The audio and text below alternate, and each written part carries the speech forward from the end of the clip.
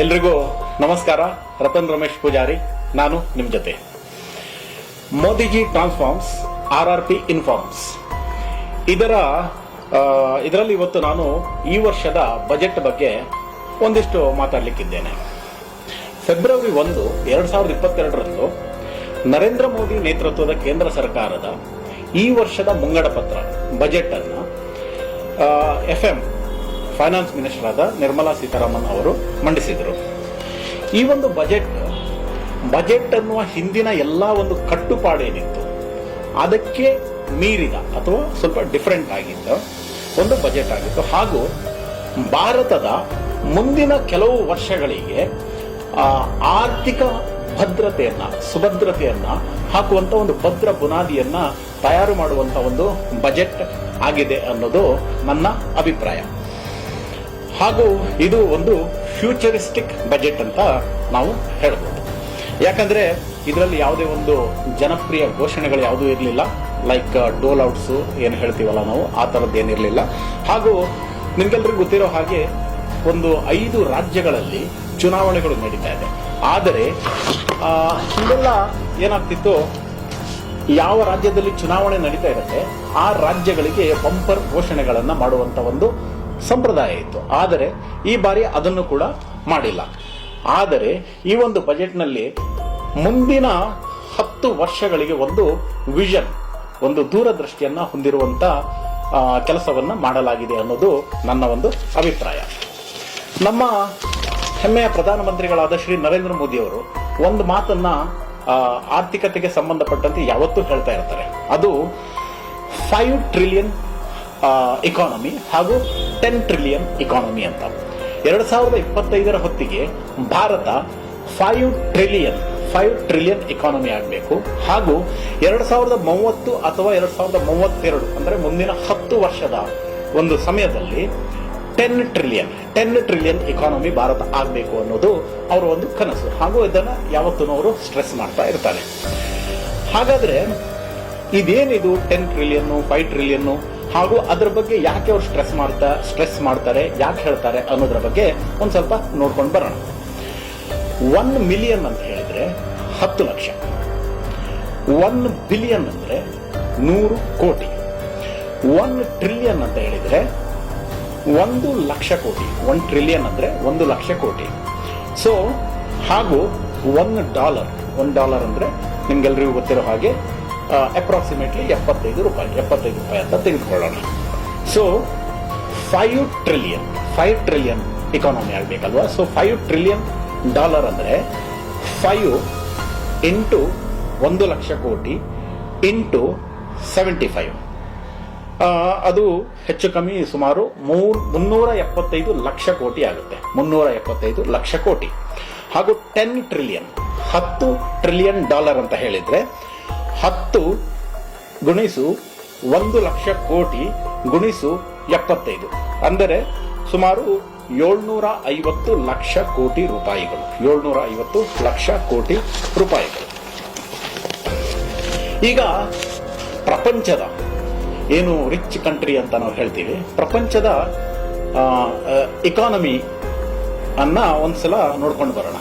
America, US 24 trillion dollars. China 2ನೇ ಅತಿ ದೊಡ್ಡ ಆರ್ಥಿಕ ದೇಶ, ಅದು 18 ಟ್ರಿಲಿಯನ್ ಡಾಲರ್ಸ್. ಜಪಾನ್ 3ನೇದು 5.39 ಟ್ರಿಲಿಯನ್, 5.39 ಟ್ರಿಲಿಯನ್ ಡಾಲರ್ಸ್. ಜರ್ಮನಿ 4ನೇದು 4.55 ಟ್ರಿಲಿಯನ್. ಭಾರತ 3.9 ಟ್ರಿಲಿಯನ್ ಡಾಲರ್ ಈಗಿನ ಭಾರತದ ಆರ್ಥಿಕತೆ, 3.9 ಟ್ರಿಲಿಯನ್.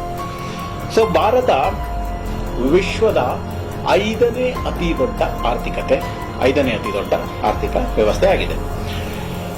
ಬರುವ 10 ವರ್ಷಗಳಲ್ಲಿ ಈ ಒಂದು 3.9 ಟ್ರಿಲಿಯನ್ ಡಾಲರ್ಸ್ ಎಕಾನಮಿಯನ್ನ 10 ಟ್ರಿಲಿಯನ್ ಡಾಲರ್ ಆಗಿ ಪರಿವರ್ತಿಸಿ ಪ್ರಪಂಚದಲ್ಲೇ 3ನೇ ಅತಿ ದೊಡ್ಡ ಆರ್ಥಿಕ ಶಕ್ತಿಯನ್ನಾಗಿ ಮಾಡುವಂತ ಒಂದು ಕನಸು ಏನಿದೆ ಅದು ಭಾರತ ಸರ್ಕಾರ ಹಾಗೂ ನರೇಂದ್ರ ಮೋದಿ ಅವರ ನೇತೃತ್ವದ ಭಾರತದ ಸರ್ಕಾರದ್ದಾಗಿದೆ. ಇದರ ಒಂದು ವಿಷನ್ ಹಾಗೂ ಮಿಷನ್ ಇಟ್ಟುಕೊಂಡು ಈ ಒಂದು ಬಜೆಟ್ ಅನ್ನ ತಯಾರು ಮಾಡಲಾಗಿದೆ ಅಂತ ನಾವು ಅನ್ಕೋಬಹುದು. ಹಾಗೂ ಇದನ್ನ ಮಾಡೋಕೆ ಏನೇನ್ ಮಾಡಿದ್ದಾರೆ ಅಂತ ಒಂದ್ಸಲ ಈ ಬಜೆಟ್ ಅಲ್ಲಿ ನೋಡ್ಕೊಂಡು ಬರೋಣ. ಈ ಬಾರಿಯ ಬಜೆಟ್ ಅನ್ನ ನಾವು 4 ಪ್ರಮುಖ ಅಂಗಗಳಾಗಿ ವಿಂಗಡಿಸಬಹುದು ಅಂತ ನಿರ್ಮಲಾ ಸೀತಾರಾಮನ್ ಅವರು ಹೇಳಿದ್ದಾರೆ. ಯಾವುದು ಆ ಒಂದು 4 ಭಾಗಗಳು ಅಂದ್ರೆ, 1 PM ಗತಿಶಕ್ತಿ ಯೋಜನೆ. PM ಗತಿಶಕ್ತಿ ಯೋಜನೆ ಇದು ಇನ್ಫ್ರಾಸ್ಟ್ರಕ್ಚರ್ಗೆ ಸಂಬಂಧಪಟ್ಟಂತದ್ದು, ಮೂಲಭೂತ ಸೌಕರ್ಯಗಳನ್ನು ಒದಗಿಸುವ ಒಂದು ನಿಟ್ಟಿನಲ್ಲಿ ಕೆಲಸ ಮಾಡುವಂಥದ್ದು. 2ನೇದು ಇನ್ನೋವೇಟಿವ್ ಫೈನಾನ್ಸಿಂಗ್. ಹಿಂದೆಲ್ಲ ಫೈನಾನ್ಸಿಂಗ್ ಅಂದ್ರೆ ಇವಾಗ ಮುಂಗಡ ಪತ್ರವನ್ನ ಮಂಡಿಸಿದ ನಂತರ ಅದಕ್ಕೆ ಬೇಕಾದ ಹಣವನ್ನ ಹೇಗೆ ಹೊಂದಿಸುವುದು ಅಂತ ಹೇಳಿದ್ರೆ, ಒಂದು ಟ್ಯಾಕ್ಸ್ ಅನ್ನ ಜಾಸ್ತಿ ಮಾಡೋದು, ಇಲ್ಲ ಅಂತ ಹೇಳಿದ್ರೆ ಸಾಲವನ್ನು ಜಾಸ್ತಿ ತೆಗೆದುಕೊಳ್ಳುವುದು. ಇವೆರಡು ಒಂದು ಸಾಂಪ್ರದಾಯಿಕ ಮೆಥಡ್ ಆಗಿತ್ತು. ಇದರ ಹೊರತಾಗಿ ಒಂದಿಷ್ಟು out of the box thinking ಅಂತ ಏನ್ ಹೇಳ್ತೀವಿ, ಒಂದು ಡಿಫರೆಂಟ್ ಯೋಚನೆಯ ಮೂಲಕ ಬಂಡವಾಳವನ್ನ ಹೇಗೆ ಕ್ರೋಢೀಕರಿಸಬಹುದು ಅನ್ನೋದೇ ಈ ಇನ್ನೋವೇಟಿವ್ ಫೈನಾನ್ಸಿಂಗ್. ಹಾಗೂ 3ನೇದು ಇನ್ಕ್ಲೂಸಿವ್ ಡೆವಲಪ್ಮೆಂಟ್. ಸೊ ಇವಾಗ ಆರ್ಥಿಕತೆ ಬೆಳೆದ ನಂತರ ಒಂದಿಷ್ಟು ಜನಕ್ಕೆ ಮಾತ್ರ ಅದು ಲಾಭ ಆಗಬಾರದು. ದೇಶದ ಬಡವರು, ಶೋಷಿತರು, ಮಧ್ಯಮ ವರ್ಗದವರು, ಇನ್ನಿತರ ಎಲ್ಲ ವರ್ಗಗಳಿಗೂ ಕೂಡ ಇದರ ಒಂದು ಬೆನಿಫಿಟ್ಗಳು ಹಾಗೆ ಕೆಳಗಡೆ ಹೋಗಬೇಕು ಅನ್ನುವ ನಿಟ್ಟಿನಲ್ಲಿ ಇದನ್ನ ಇನ್ಕ್ಲೂಸಿವ್ ಡೆವಲಪ್ಮೆಂಟ್ 3ನೇ ಭಾಗವಾಗಿ ಮಾಡಲಾಗಿದೆ. ಹಾಗೂ 4ನೇದು sunrise industries and green growth. ಅಂದ್ರೆ ಹೊಸದಾಗಿ ಪ್ರವರ್ಧಮಾನಕ್ಕೆ ಬರ್ತಾ ಇರುವಂತ ಕೆಲವೊಂದು ಅವಕಾಶಗಳನ್ನು ಉಪಯೋಗಿಸಿಕೊಳ್ಳೋದು ಹಾಗೂ ಪ್ರಕೃತಿಗೆ ಪೂರಕವಾಗಿರುವಂತಹ ಅಭಿವೃದ್ಧಿಗಳನ್ನ ಮಾಡೋದು ಅನ್ನೋದು ಈ 4ನೇದು ಆಗಿದೆ. ಈಗ ಮೊದಲನೇದಾಗಿ ನಾವು PM ಗತಿಶಕ್ತಿ ಯೋಜನೆ ಬಗ್ಗೆ ನೋಡೋಣ. PM ಗತಿಶಕ್ತಿ ಯೋಜನೆ. ಗತಿ ಅಂದ್ರೆ ಸ್ಪೀಡ್, ಶಕ್ತಿ ಅಂದ್ರೆ ಶಕ್ತಿ.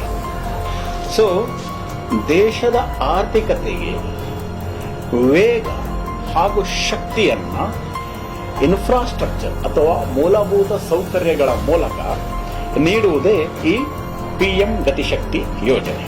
ಹಾಗಾದ್ರೆ ಈ PM ಗತಿಶಕ್ತಿ ಯೋಜನೆಯನ್ನ ಮುಂದಕ್ಕೆ ಕೊಂಡೊಯ್ಯುವಂತ 7 ಎಂಜಿನ್ಗಳು ಯಾವುವು ಅಂದ್ರೆ, 1 ರಸ್ತೆಗಳು, ರೋಡ್ಸ್, ರೈಲ್ವೇಸ್, ಏರ್ಪೋರ್ಟ್ಗಳು, ಪೋರ್ಟ್, ಬಂದರುಗಳು, ವಾಟರ್ವೇಸ್, ಜಲ ಮಾರ್ಗಗಳು, ಮಾಸ್ ಟ್ರಾನ್ಸ್ಪೋರ್ಟೇಷನ್, ಸಮೂಹ ಸಾರಿಗೆ ಲೈಕ್ ಮೆಟ್ರೋ ತರದ್ದು, ಆನಂತರ ಲಾಜಿಸ್ಟಿಕ್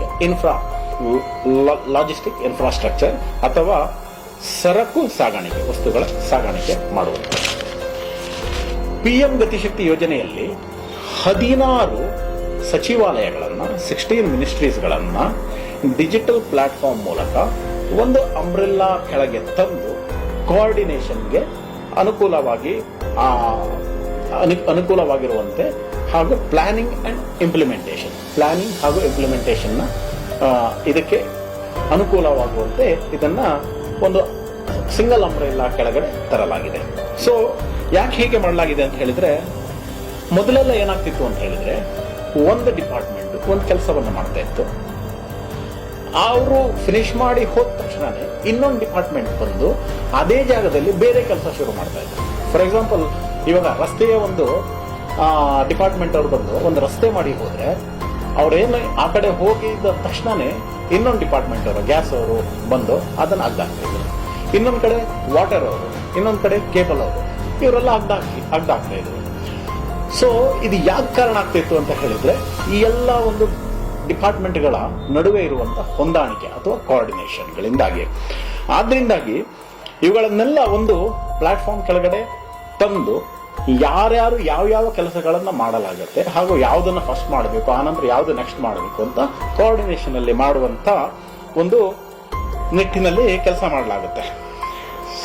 ಇದರಿಂದಾಗಿ ಏನಾಗುತ್ತೆ, ಒಂದು ಉತ್ತಮ ಕೆಲಸ ಆಗುತ್ತೆ, ಹಣದ, ಸಮಯದ, ಎನರ್ಜಿಯ ಉಳಿತಾಯ ಆಗುತ್ತೆ ಹಾಗೂ ಜನರಿಗೆ ಹೆಚ್ಚಿನ ಕಿರಿಕಿರಿ ಆಗೋದು ತಪ್ಪತ್ತೆ, ಹಾಗೂ ಅಭಿವೃದ್ಧಿಗೆ ವೇಗ ಹಾಗೂ ಶಕ್ತಿ ಸಿಗುತ್ತೆ.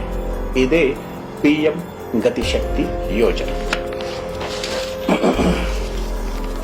ಇದ್ರ ಕೆಳಗೆ ಏನೇನನ್ನ ಮಾಡಲಾಗಿದೆ ಅಂತ ಹೇಳಿದ್ರೆ, 25,000 ಕಿಲೋಮೀಟರ್ನ ನ್ಯಾಷನಲ್ ಹೈವೇಸ್, ಇದಕ್ಕೆ 20,000 ಕೋಟಿಯನ್ನ ನಿಗದಿಪಡಿಸಲಾಗಿದೆ.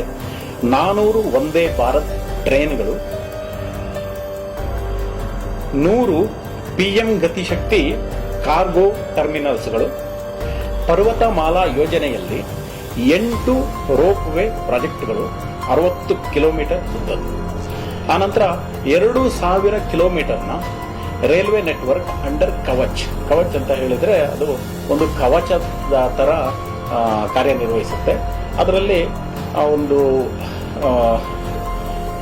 ಒಂದು ಸಿಸ್ಟಮ್ ಮೂಲಕ ತುಂಬಾ ಡಿಸ್ಟೆನ್ಸ್ ಅಲ್ಲಿ ಯಾವ್ದಾದ್ರು ಟ್ರೈನು ಈ ಆಪೋಸಿಟ್ ಡೈರೆಕ್ಷನ್ ಅಲ್ಲಿ ಬರ್ತಾ ಇದ್ರೆ ತುಂಬಾ ಡಿಸ್ಟೆನ್ಸ್ ಅಲ್ಲೇ ಅದನ್ನ ಫೈಂಡ್ ಔಟ್ ಮಾಡುವಂತ ಗ್ರಹಿಸುವಂತ ಒಂದು ಕೆಲಸ ಮಾಡಲಾಗುತ್ತೆ. ಇದರಿಂದ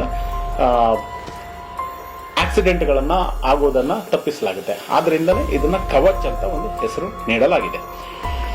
ನೆಕ್ಸ್ಟ್, 1 ಸ್ಟೇಷನ್ 1 ಪ್ರಾಡಕ್ಟ್, ಲೋಕಲ್ ಬಿಸ್ನೆಸ್ಗೆ ಆದ್ಯತೆ ಸಿಗಲಿ ಅನ್ನುವ ಒಂದು ನಿಟ್ಟಿನಲ್ಲಿ ಹೀಗೆ ಹಲವಾರು ಯೋಜನೆಗಳನ್ನ ಅನೌನ್ಸ್ ಮಾಡಲಾಗಿದೆ. ನಾನು ಎಲ್ಲಾ ಯೋಜನೆಗಳನ್ನ ಡೀಟೇಲ್ಡ್ ಆಗಿ ಇಲ್ಲಿ ಮೆನ್ಷನ್ ಮಾಡ್ಲಿಕ್ಕೆ ಹೋಗಲ್ಲ. ಯಾಕಂತ ಹೇಳಿದ್ರೆ ನಿರ್ಮಲಾ ಸೀತಾರಾಮನ್ ಅವರ ಸ್ಪೀಚ್ ಅನ್ನು ನೋಡಿದ್ರೆ ನಮಗೆಲ್ಲ ಗೊತ್ತಾಗುತ್ತೆ, ಅಥವಾ ನಮಗೆ ಆ ಒಂದು ಅನೌನ್ಸ್ಮೆಂಟ್ ಏನಿದೆ ಅದನ್ನ ನಾವು ಗೂಗಲ್ ಅಲ್ಲಿ ಮಾಡಿದ್ರು ಕೂಡ ನಮಗೆ ಈಸಿಯಾಗಿ ಸಿಕ್ಬಿಡುತ್ತೆ. ಬಟ್ ಇದರಿಂದಾಗಿ ಏನಾಗುತ್ತೆ ಅನ್ನೋ ಒಂದು ಅನಾಲಿಸಿಸ್ ಅನ್ನ ಮಾಡಬೇಕು ಅನ್ನೋದು ನನ್ನ ಆಕ್ಚುಯಲ್ ಮೂಲಭೂತ ಉದ್ದೇಶ. ಸೊ ಇಲ್ಲಿ ಮುಂದಿನ 5 ವರ್ಷಗಳಲ್ಲಿ ಮೋದಿ ಸರ್ಕಾರ PM ಗತಿಶಕ್ತಿ ಯೋಜನೆಯ ಕೆಳಗಡೆ 10 ಲಕ್ಷ ಕೋಟಿಯನ್ನ ಮೂಲಭೂತ ಸೌಕರ್ಯ ಇನ್ಫ್ರಾಸ್ಟ್ರಕ್ಚರ್ಗೆ ಇನ್ವೆಸ್ಟ್ ಮಾಡಬೇಕು ಅನ್ನೋದು ಇವರ ಒಂದು ವಿಷನ್, ದೂರದೃಷ್ಟಿ ಹಾಗೂ ಮಿಷನ್ ಗುರಿ. ಸೊ 100 ಲಕ್ಷ ಕೋಟಿ ಇನ್ಫ್ರಾಸ್ಟ್ರಕ್ಚರ್. ಇವಾಗ ಇನ್ಫ್ರಾಸ್ಟ್ರಕ್ಚರ್ ಬೆಳೆದ್ರೆ ಆ ಎಲ್ಲ ಜಾಗಗಳು ಅಭಿವೃದ್ಧಿ ಹೊಂದ್ತವೆ. ನಮಗೆ ಗೊತ್ತಿರೋ ಹಾಗೆ ಒಂದು ಕಾಲದಲ್ಲಿ ಅಭಿವೃದ್ಧಿನೇ ಕಾಣದಿರುವಂತ ಏರಿಯಾಗಳು ಒಂದೇ ಒಂದು ಔಟರ್ ರಿಂಗ್ ರೋಡ್ ಬಂದಿದ್ರಿಂದ ಇವತ್ತು ಬಹಳ ಸಂಪತ್ಭರಿತ ಜಾಗ ಆಗಿದೆ. ಇದು ಇನ್ಫ್ರಾಸ್ಟ್ರಕ್ಚರ್ಗೆ ಇರುವಂತ ತಾಕತ್ತು. ಅಲ್ಲಿ ತುಂಬಾ ಅಂಗಡಿಗಳು ಬರ್ತವೆ, ತುಂಬಾ ಬಿಸ್ನೆಸ್ ಬರುತ್ತೆ, ಅದರಿಂದಾಗಿ ಉದ್ಯೋಗಗಳು ಸೃಷ್ಟಿಯಾಗುತ್ತೆ, ಬಿಸ್ನೆಸ್ ಸೃಷ್ಟಿಯಾಗುತ್ತೆ, ಇಕಾನಮಿ ಸೃಷ್ಟಿಯಾಗುತ್ತೆ. ಈಗ ಈ ಒಂದು PM ಗತಿಶಕ್ತಿ ಯೋಜನೆಯ ಇಕಾನಮಿಕ್ ಆಸ್ಪೆಕ್ಟ್ಗೆ ಬರೋಣ. 100 ಲಕ್ಷ ಕೋಟಿಯ ಗತಿಶಕ್ತಿ ಯೋಜನೆ. ನೆನಪಿಡಿ, 100 ಲಕ್ಷ ಕೋಟಿಯ ಗತಿಶಕ್ತಿ ಯೋಜನೆ ಇನ್ಫ್ರಾಸ್ಟ್ರಕ್ಚರ್ಗಾಗಿ. ಕೇಪೆಕ್ಸ್ ಮಲ್ಟಿಪ್ಲಾಯರ್ ಪ್ಯಾರಾಮೀಟರ್ ಅಂತ ಒಂದಿದೆ. ಕೇಪೆಕ್ಸ್ ಮಲ್ಟಿಪ್ಲಾಯರ್ ಪ್ಯಾರಾಮೀಟರ್ ಇದೇನು ಹೇಳುತ್ತೆ ಅಂತ ಹೇಳಿದ್ರೆ, 1 ರೂಪಾಯಿಯನ್ನ ಹೀಗೇನೆ ಸರ್ಕಾರ ಕೊಟ್ರೆ ಅದು 98 ಪೈಸೆಯಾಗಿ ವಾಪಸ್ ಬರುತ್ತೆ. ಅದು ಸ್ಯಾಲ್ರಿ ಕೊಡೋದಿರ್ಬೋದು ಅಥವಾ ಬೇರೆ ಈ ರೀತಿ ಡೋಲ್ ಔಟ್ ಅಲ್ಲಿ ಕೊಡೋದಿರ್ಬೋದು. ಈ ರೀತಿ ಕೊಟ್ರೆ 1 ರೂಪಾಯಿಗೆ 98 ಪೈಸೆ ವಾಪಸ್ ಬರುತ್ತೆ. ಅದೇ 1 ರೂಪಾಯಿಯನ್ನ ಇನ್ಫ್ರಾಸ್ಟ್ರಕ್ಚರ್ಗೆ ಹಾಕಿದ್ರೆ ಅದು ಮುಂದಿನ 1 ವರ್ಷದಲ್ಲಿ 2.5 ರೂಪಾಯಿಯಾಗಿ ವಾಪಸ್ ಬರುತ್ತೆ. 2.5 ರೂಪಾಯಿ. ಆನಂತರ ಟ್ರಿಕ್ಲಿಂಗ್ ಇಫೆಕ್ಟ್ ಅಂತ ಏನ್ ಹೇಳ್ತೀವಿ, ಮಳೆ ನಿಂತು ಹೋದ ಮೇಲೆ ಹನಿಗಳು ಮೂಡ್ತಾವಲ್ಲ, ಆ ತರ ಆ ಒಂದು ಟ್ರಿಕ್ಲಿಂಗ್ ಎಫೆಕ್ಟ್ ಆ ತರ ಅದರಲ್ಲಿ ಮುಂದುವರೆದ 5 ವರ್ಷದಲ್ಲಿ ಇದೇ 1 ರೂಪಾಯಿ 7.5 ರೂಪಾಯಿಯಾಗಿ ವಾಪಸ್ ಬರುತ್ತೆ. 7.5 ರೂಪಾಯಿಯಾಗಿ 5 ವರ್ಷದಲ್ಲಿ ವಾಪಸ್ ಬರುತ್ತೆ. PM ಗತಿಶಕ್ತಿಗೆ 100 ಲಕ್ಷ ಕೋಟಿ ಕೊಟ್ಟಿದ್ದೀವಿ. 1 ರೂಪಾಯಿ ಮುಂದಿನ 5 ವರ್ಷದಲ್ಲಿ 7.5 ರೂಪಾಯಿಯಾಗಿ ವಾಪಸ್ ಬರುತ್ತೆ. ಸೊ 100 ಲಕ್ಷ ಕೋಟಿ ರೂಪಾಯಿ ಮುಂದಿನ 5 ವರ್ಷಗಳಲ್ಲಿ 100 ಇಂಟು 7.5 ಅಂದ್ರೆ 750 ಲಕ್ಷ ಕೋಟಿ ರೂಪಾಯಿಯಾಗಿ ವಾಪಸ್ ಬರುತ್ತೆ. 750 ಲಕ್ಷ ಕೋಟಿ ಅಂದರೆ ನಾನು ಮೊದಲೇ ಹೇಳಿದಾಗೆ $10 ಟ್ರಿಲಿಯನ್. ಸೊ $10 ಟ್ರಿಲಿಯನ್ ಅಂದ್ರೆ 750 ಲಕ್ಷ ಕೋಟಿ ರೂಪಾಯಿಗಳು. ಅಂದ್ರೆ ಇದೇ ವೇಗದಲ್ಲಿ ನಾವು ಕೆಲಸ ಮಾಡ್ತಾ ಹೋದ್ರೆ ದೇಶ 2030 ಹೊತ್ತಿಗೆ ಅಥವಾ 2032 ಹೊತ್ತಿಗೆ ಜಗತ್ತಿನ 3ನೇ ಅತಿ ದೊಡ್ಡ ಆರ್ಥಿಕ ಶಕ್ತಿ $10 ಟ್ರಿಲಿಯನ್ ಆರ್ಥಿಕ ಶಕ್ತಿಯಾಗಿ ಹೊರಹೊಮ್ಮುವುದು ಬಹಳ ಖಂಡಿತ ನಿಶ್ಚಿತ. ಇದು ಮೋದಿಯವರ ಆರ್ಥಿಕ ದೂರದೃಷ್ಟಿಗೆ ಇರುವಂತ ಒಂದು ಉದಾಹರಣೆ ಅಲ್ವಾ?